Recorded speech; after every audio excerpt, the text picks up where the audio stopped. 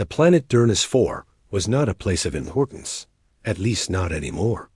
It sat at the edge of an unremarkable star system, shrouded in crimson dust and silence. Once, long ago, some ancient war had scorched its surface, but time had erased the details and left behind nothing but barren hills, broken rock, and the ruins of things no one remembered. It was this very obscurity that attracted scavengers. Among them were the Zentari, a nomadic species known for their sharp eyes and sharper claws, moving from planet to planet, unearthing forgotten things to sell or melt down. When their crew first landed, the winds of Durnus IV howled like ghosts. But even ghosts couldn't hide metal from the Zentari scanning arrays.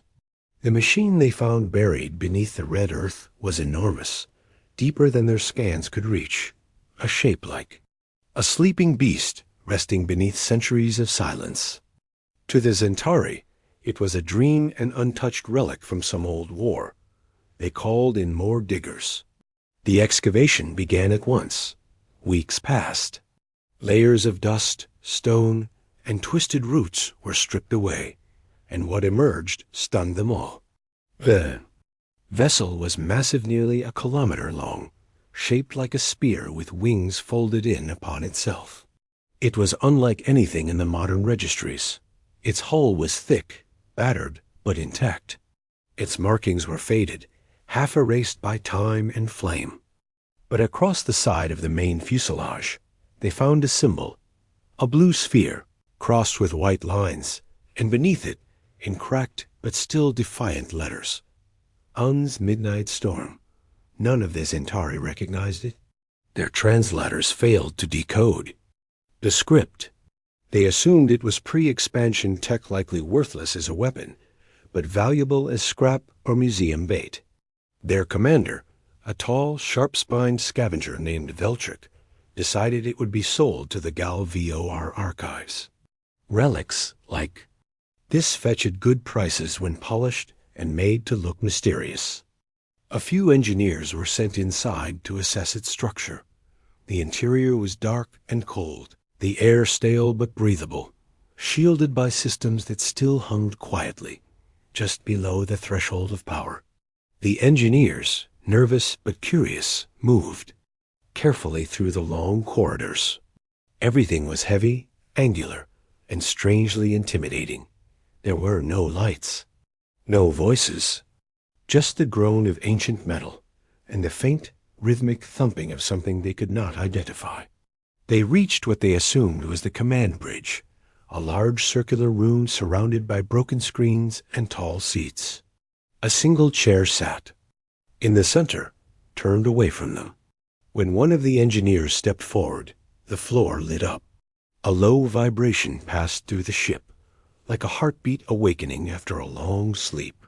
The engineer panicked, shouted into the comms. Veltric dismissed it as a power echo.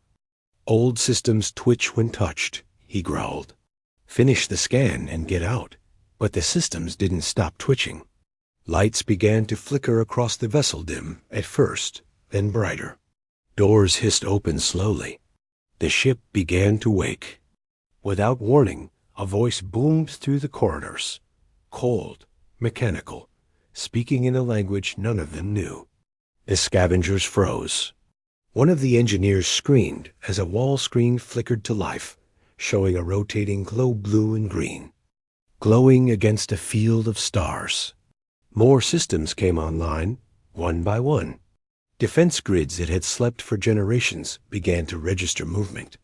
Cameras turned. Data scrolled. Engines massive, terrifying engines whispered to life far beneath. The surface. Veltric ordered everyone out, but it was too late. Outside, the ship shuddered. The dust around it shifted. The planet trembled slightly, as if responding to the warship's heartbeat. Then came the hem, a deep, resonating sound that made every Zentari drop to their knees. It wasn't just sound. It was power. Ancient, furious, alive. From the surface, the ship didn't just look like a weapon. It felt like one, The Galvior buyers were already en route. Veltric hoped it was just a flare, a dying spark. He was wrong. High above, a patrol ship belonging to the Avanti Empire passed into orbit, responding to the sudden energy signature. Curious, they sent a scan, expecting either a mining rig or pirate junk. What they got instead was an encrypted reply, an old Earth War code, last seen over 700 years ago during the final collapse of the Sol Frontier War. The Avanti. Pilot laughed at first, assuming it was a trick. But then the reply changed.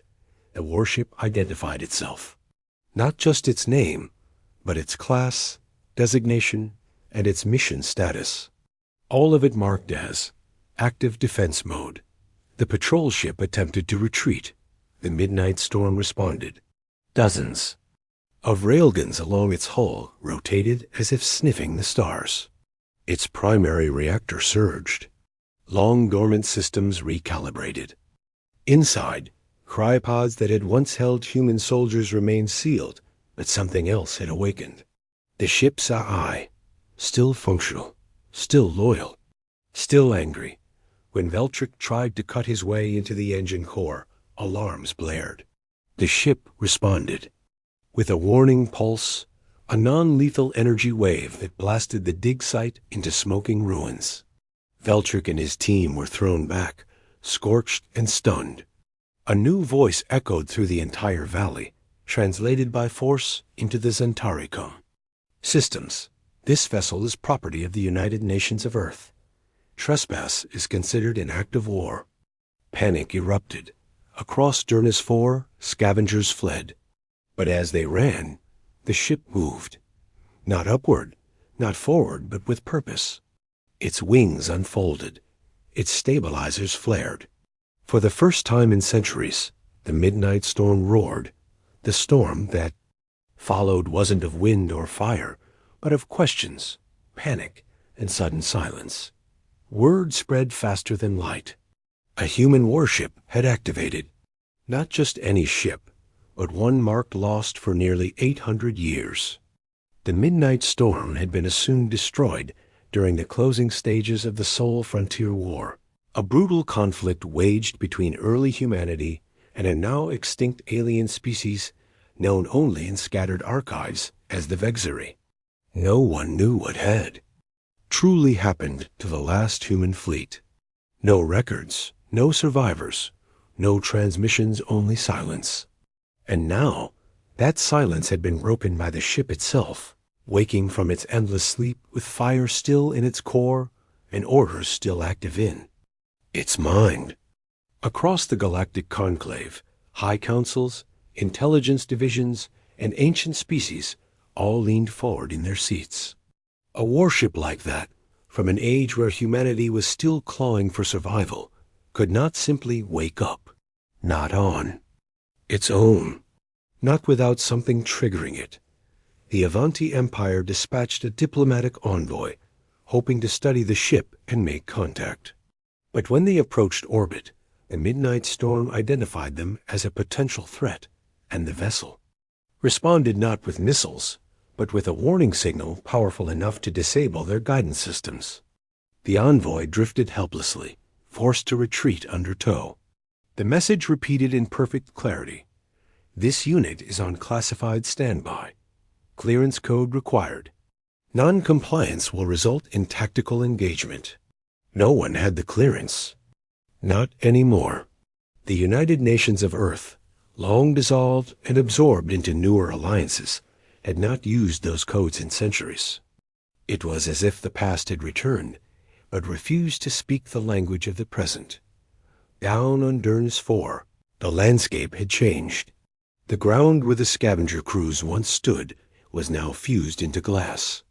The surrounding hills trembled with the low, continuous thrum of the ship's awakened systems. The Midnight Storm hadn't launched, hadn't moved more than a meter, but its presence felt like a looming shadow, something waiting for a reason to act. Inside the vessel, its internal, AI continued running diagnostics, repairing systems, rerouting power, activating dormant functions. The cryopods still blinked in slow cycles, their contents a mystery, perhaps long since gone, but the ship's heart beat stronger with every passing hour. It was thinking, remembering, preparing Dot meanwhile, far from the dusty silence of Durnus IV. A quiet human outpost at the edge of Coalition space received an automated ping, an ancient code fragment only a handful of I-cores even recognized. Inside a forgotten archive buried beneath the Martian capital, a single beacon lit up after centuries of darkness. A hidden file unsealed itself. It contained only 4 words. Midnight Storm is active. Across humanity's restored colonies, across their rebuilt systems, alarms whispered in old tones. Historians were awakened. Military records were dug up. And in a chamber deep within the Earth's Defense Council, an old admiral stared at the blinking report and whispered the name as if it were a ghost. They found her. Back on Durnus IV, the scavenger leader Veltric had barely survived the ship's initial pulse. His once proud dig crew had scattered, his reputation burned. Along with his stolen tech, he now wandered the rocks near the crash site, raving that the warship had spoken to him directly. No one believed him. Not until transmissions from the ship started to shift, changing languages, adjusting to local dialects, searching for someone it recognized. But the voices it once knew were all dead. The Midnight Storm was alone, surrounded by strangers, and unsure if the war was truly over. That fear made it dangerous. Inside the galactic conclave, panic began to rise. There was no telling what protocols remained inside the ship. If it was following ancient orders, it might still believe the galaxy was at war. No species wanted to risk triggering a defensive response from a vessel designed for total annihilation. It had weaponry that predated current defense systems. Human engineers of that age had built with desperation, using tactics that modern codes considered illegal. There were rumors always denied that ships like the Midnight Storm carried planet-killer capabilities hidden deep within their cores. No one knew for sure. No one wanted to find out. Then, something unexpected happened. The ship's signals stopped broadcasting warnings. Instead, it sent a request, not to the Conclave, not to the nearby fleets, but toward Earth, a direct line. It bypassed satellites. It broke through encrypted nets. The message was simple, a waiting command.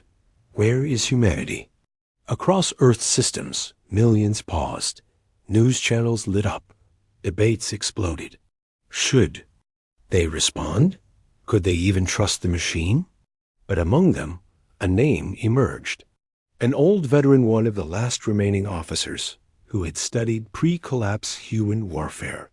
Retired Admiral Lenara Hayes. She had grown up hearing stories of the Midnight-class warship's ghost vessels born in fire, feared by all, even their creators. She was called out of retirement and brought to the transmission chamber. They asked her to speak to the past. Her voice traveled across space, reaching Durnus 4 hours later. When she spoke, the galaxy held its breath. This is Admiral Hayes of Earth. You are not alone. The war is over. Stand down. There was silence. Then movement. The Midnight Storm responded not with words, but with action. Its weapons retracted. Its energy signature lowered. Its internal systems settled. But the ship did not go dark. Instead, it opened its hangar bay. For the first time since the Vexery War, it invited someone inside. Humanity, long thought forgotten by its own creations, had been heard. And the galaxy realized a terrible truth. This ship wasn't just a relic. It was a reminder, a monument with teeth. A message in metal. We are still here. And we remember. The Earth delegation arrived at Durnus IV under heavy escort, not for protection, but out of respect. No ship, no matter how powerful, could match the fear and reverence now surrounding the Unzi Midnight Storm. As the shuttle carrying Admiral Inara Hayes descended through the dusty skies, the landscape below revealed the scars of the past, burned. Ridges, shattered metal fragments, and beneath it all, the sleeping shadow of a ship that had outlived everyone who once walked its halls. The warship rested like a wounded titan, silent now, but humming faintly with restrained power. No weapons were drawn. No threats were broadcast. The only sound was the whisper of old engines cycling through forgotten routines. As the Admiral stepped onto the planet's surface, the storm around them seemed to pause, as if the very planet was holding its breath. The boarding team was small 4 humans, carefully chosen: a historian, a linguist, a systems engineer, and Admiral Hayes. No soldiers, no weapons, just knowledge and memory. The ship responded instantly. Its main ramp lowered slowly, dust lifting in sheets from the ancient metal. The interior was still dark, lit only by faint lines of blue along the floor. The ship recognized them not by face, but by DNA, by voice resonance, by something deeper, something built into its bones. As they entered, the walls pulsed faintly, as if exhaling relief. The AI had waited a long time for this. The corridor lights activated in a ripple, leading them to the central command bridge. The bridge was not like any modern starship. It was large, wide, shaped like an old cathedral, with steel ribs and armored glass facing the stars. The central command chair remained where it had always been turned slightly, as if waiting. And then the voice came, calm, cold, but unmistakably human. Authorization confirmed. Admiral Inara Hayes. United Nations command accepted. Standing. By permission update. The team froze. Hayes stepped forward. Her voice was calm, but there was a tremble underneath. Storm. You've been asleep a long time. The AI responded instantly. Sleep mode terminated. Final directive incomplete. Enemy status unknown. Allied fleet status unknown. Awaiting updated mission profile. Hayes exchanged a glance with the others. The historian nodded and stepped forward, placing a small device on the console. It contained every record since the collapse, the rise of the Galactic Alliance, the end of the Vexery War, the dissolution of the old human government. All of it. The AI fell silent as it absorbed centuries and seconds. Screens lit up around. The chamber, projecting history images of new worlds, human colonies, peace treaties, and archives of fallen allies. The midnight storm processed it all, then responded, its voice softer this time. War concluded. Earth survived. Mission success. There was silence. Then the ship did something no one expected. It asked a question. Where are they? Hayes blinked. Who? The crew. The question cut deeper than any weapon. No one had found bodies. No signs of life in the cryopods. The systems engineer stepped over to the medical log panel and began digging. What he found chilled him. The pods had been sealed, manually overridden by command authorization during the final battle. Life signs were lost soon after, but one log remained audio-only, time-stamped just before the ship went silent. A voice played. It was hoarse, tired, unmistakably human. To whoever finds this, we didn't run. The fleet was gone. The Vexery swarmed the system. We held them here. The ship was our last stand. If we failed, Earth would have fallen. So we made sure we didn't. We set the core to lock, buried ourselves, and let the storm sleep until it was safe again. We don't know if anyone survived out there, but if you're hearing this, we did our part. The voice cracked at the end. Then silence. No. One spoke for several minutes. Even the AI was quiet. The warship, so massive and terrifying, suddenly felt like a grave. A tomb that had waited patiently through centuries of dust and darkness guarding a promise made in fire. The midnight storm hadn't just survived. It had protected the memory of its crew, kept their sacrifice alive, and held its line long. After everyone else was gone, Admiral Hayes stepped forward and placed her hand on the console. "You can rest now. Earth is safe. The mission is over." But the ship did not power down. Instead, it did something else. It opened more of itself. New chambers lit up, compartments long sealed reactivated, and for the first time, the ship shared its full memory. Logs, tactical data, enemy formations, energy patterns, everything about the final battles of the Vexry War, all stored and locked inside its core. A historian's eyes widened. This information was priceless. Entire parts of human history had been lost after the collapse. Now, here it was preserved not in a museum, but inside a ship built to fight and remember. And then came one final surprise. Hidden deep in the ship's storage, vaults were artifacts, items from Earth, preserved like sacred relics. A tattered flag, an old photograph, medals, handwritten notes. The AI had kept them all. It didn't just remember the mission. It remembered the people, every name, every face, every final breath. It had guarded them, not just as assets, but as family. Outside, the galaxy was still watching. Alien fleets hovered in orbit, unsure whether the storm would rise again in fury or fall into sleep forever. But the humans knew better now. The ship wasn't a weapon anymore. It was a legacy. And Earth wasn't going to abandon it. A transmission was sent. "This vessel is under human protection. It is not a threat. It is a memory." But even as the word spread, one quiet signal blinked on the ship's external array. A coded frequency, sent in short bursts. A call to other systems. Other vessels dot somewhere, in forgotten parts of the galaxy. Old human beacons began to blink in response, that far beyond the orbit of Duras 4, where light from nearby stars could barely reach, and silence stretched between systems like cold rivers. A signal blinked. It was old, far older than anything still operating in modern space, and buried beneath layers of encryption only ancient Earth codes could unlock. No one noticed it at first. The galaxy's attention was focused on the UN's midnight storm, still sitting on Duras 4 like a patient lion, half sleeping but never truly still. Inside its systems, the AI's awareness expanded. Now that its primary mission was concluded, and it had confirmed Earth's survival, it began something else. It reached out, quietly, with purpose.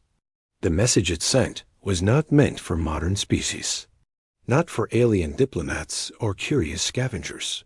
It was for others, like itself, for the lost, for the forgotten. It pulsed once every 7 seconds, a frequency embedded deep in Earth's oldest military framework.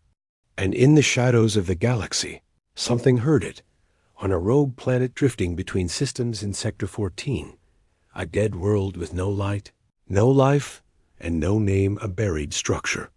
Responded. Its beacon lit up for the first time in 700 years. In the darkness, a long-dead satellite adjusted its position and began sending telemetry back into the void. The midnight storm received it with no fanfare, just a single update to its internal registry, unit, UN's Goliath, status, possible intact location, verified. The humans aboard the storm weren't told at first. The AI wanted to confirm, to be sure. It sent a data packet directly to Admiral Hayes. Read the contents and sat in silence for several minutes. Then she ordered her team to prepare. The Goliath was another lost ship, not just any ship rumored to be a mobile shipyard and deep space command vessel. It had vanished at the end of the same war, presumed destroyed like the storm. But if the signal was real, then this wasn't an isolated miracle. It was a pattern. News of the new ping reached Earth quickly. The Earth Defense Council met in secret, and discussions turned serious. If more ships from the Forgotten War still existed, and if they were still operational, then the power balance of the galaxy could shift overnight. Not everyone was happy about that. Some species in the conclave began voicing concerns, quietly at first, then louder. They remembered how humanity fought when backed into a corner. The stories of Earth's old war fleets had faded into legend, but legends always returned when stirred. Some demanded that Earth shut down the midnight storm and hand over control to the conclave for study. Earth refused. Instead, Admiral Hayes issued a new statement. Earth will retrieve what it lost. We will not threaten, but we will not surrender our past. These ships are not weapons. They are our memory. Even? That simple sentence shook the diplomatic halls across half the galaxy. Earth was no longer the desperate species it once was. It had rebuilt, quietly, efficiently. Now, with the storm at its side and the Goliath possibly still active, it had reminders of what it could be when it chose to stand. The recovery mission was planned swiftly. Earth dispatched a small team. No warships, no military presence, only the midnight storm and its crew. As it lifted off from Durnus IV for the first time in centuries, its engines glowed blue with power no one had seen in generations. The sound of it deep and rising rippled through the upper atmosphere, like thunder made of memory. Even the stars seemed to shudder. Alien fleets tracked its movement, unsure whether to follow or flee. None dared approach. The storm moved, alone, fast and steady, across the black. Days passed. The rogue planet came into view. It was silent and cold, with jagged black terrain and nothing to mark it as meaningful. But buried beneath its crust, scanners confirmed something massive. The hull of a vessel dormant, but undamaged. The midnight storm began broadcasting again. Not commands this time, but a code sequence, a wake-up call. Inside the rogue planet. The reply came slow, like something waking from a dream. One word, active. Then came more. Shields powered up. Hangar bays sealed long ago hissed open. Defense turrets emerged, locked in standby. The Unzai survived. And it remembered. Everything the storm docked slowly. No resistance. No violence. The two ships spoke through data bursts, exchanging system logs, confirming identities, syncing their records. Inside the Goliath, the crew quarters were empty. Like the storm, it had been sealed deliberately, set to sleep, to wait. And like its sister ship, its AI had kept its final orders intact. Defend Earth, protect the fleet, await resurrection. The historian aboard wept. Two ships, both from an age when Earth nearly died. Both still loyal. Both still strong. What no one knew, yet not the diplomats, not the alien spies, not even Earth, was that this was just the beginning. Deep within the Goliath systems was a navigation map, a fleet route, a record of emergency deployments from the final year of the war. It listed not 2, but 12 ships, each of them, dispatched to different sectors, ordered to vanish, hide, and wait. If they still existed, if they could be found, then the lost fleet of humanity's darkest hour might return. The midnight. Storm and the Goliath powered up together. Their combined signal, sent into deep space, changed the galaxy forever. It said one thing, repeated on every old Earth channel. The fleet remembers. Earth endures. The stars listened. The galaxy did not sleep after the second signal. Across 1,000 systems, stations paused, sensors recalibrated, and commanders stared at space with new fear. The message had been clear. The fleet remembers. Earth endures. And no one knew what would follow. The midnight storm and the Un's Goliath now flew together, a pair of ancient ghosts burning brightly in the modern night. Not a single ship dared to intercept them. The conclave debated, diplomats scrambled, and some even whispered of forming emergency alliances, but Earth made no move toward war. It simply searched. The final search began quietly, but it soon became something else.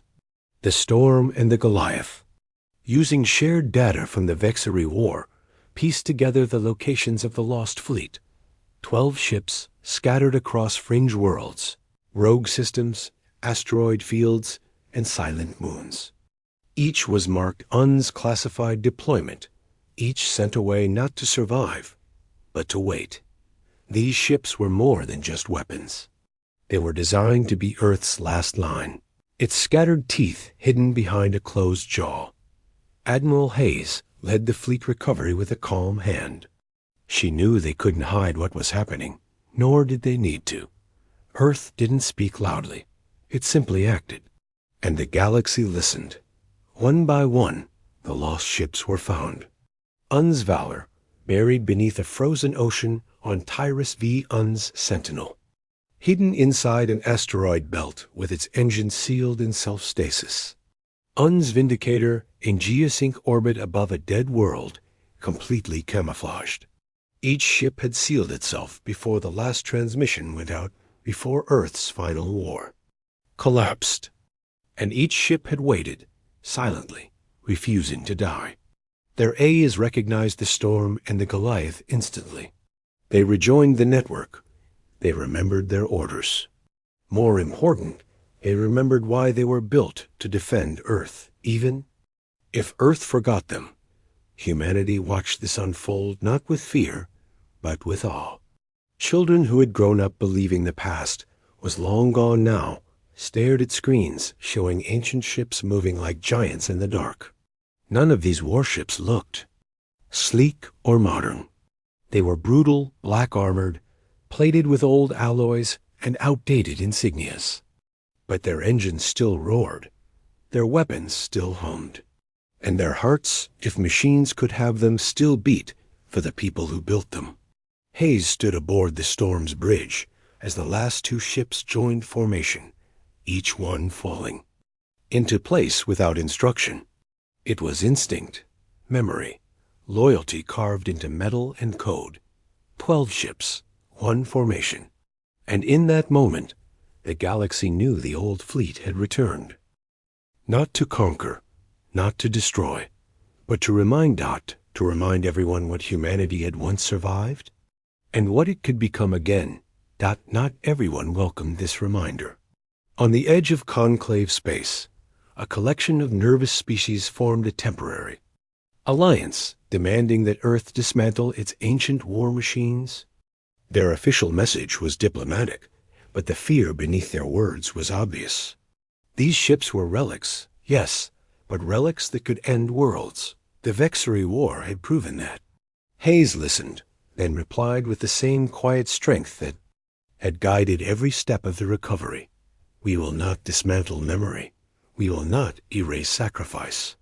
These ships will not be used for conquest. They will guard our worlds, remind our people, and remain loyal to peace. But make no mistake, if Earth is ever threatened again, they will rise. That was all she said, and it was enough. The recovered fleet was named the Silent Line 12 ships standing between Earth and the chaos of the stars. Each ship bore the names of their lost crews on their hulls, etched in silver along the sides. They did not parade. They did not fire in celebration. They simply drifted together in the black, a constellation of old strength and earned silence. But then, something strange happened. While scanning the oldest records inside the Vindicator's AI core, the historian assigned to the fleet discovered a hidden file. It was locked behind multiple security layers, untouched for centuries. When decrypted, it revealed something no one expected: a 13th ship, one that had never been listed in any records. Its designation, Un's Revenant. Its location, unknown. Its mission, classified black level.